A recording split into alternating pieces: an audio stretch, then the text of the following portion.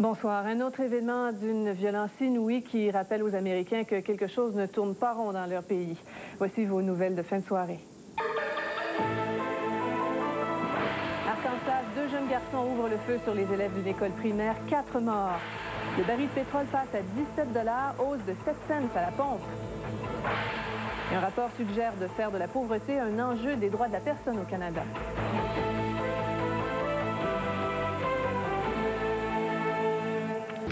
Eh bien, on vient chez nous. Vous avez dû sursauter si vous avez fait le plein de votre voiture aujourd'hui dans la grande région de Montréal et vous n'avez pas rêvé. Le prix de l'essence a fait un bond spectaculaire de 7 cents, 8 même à certains endroits.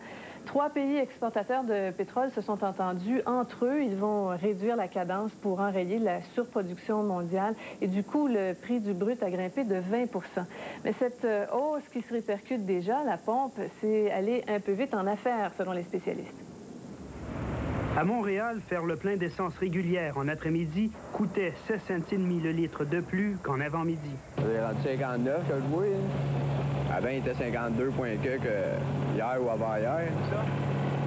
C'est ça excessif? Ouais, fait que même mettre 10 piastres. Les automobilistes sont piégés, estiment les experts. Il est exact que des pays exportateurs ont décidé de baisser leur production pour faire grimper les prix sur le marché international.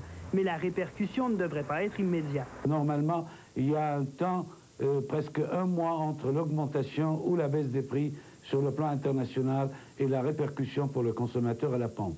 La Régie de l'énergie trouve aussi cette hausse prématurée. C'est une situation anormale. Je pense qu'on profite de l'occasion de l'augmentation du prix du pétrole pour augmenter l'essence à la pompe, alors que le lien n'est pas encore fait. Même si elle considère cette hausse abusive, la Régie de l'énergie n'a aucun pouvoir pour rappeler à l'ordre les pétrolières. Son rôle est simplement de s'assurer du respect du prix minimum à la pompe, afin, entre autres, de protéger les petits indépendants. C'était à combien ce matin, votre prix? L'avez-vous augmenté aujourd'hui? Oui, aujourd'hui. Vous avez augmenté C'était 51 heures. Vous avez augmenté de 8 sous.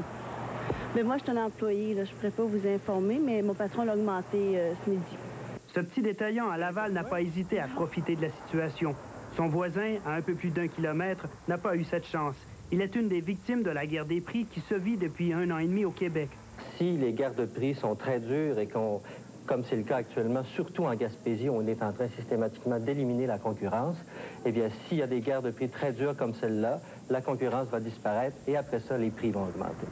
Robert Plouffe, TVA, Montréal.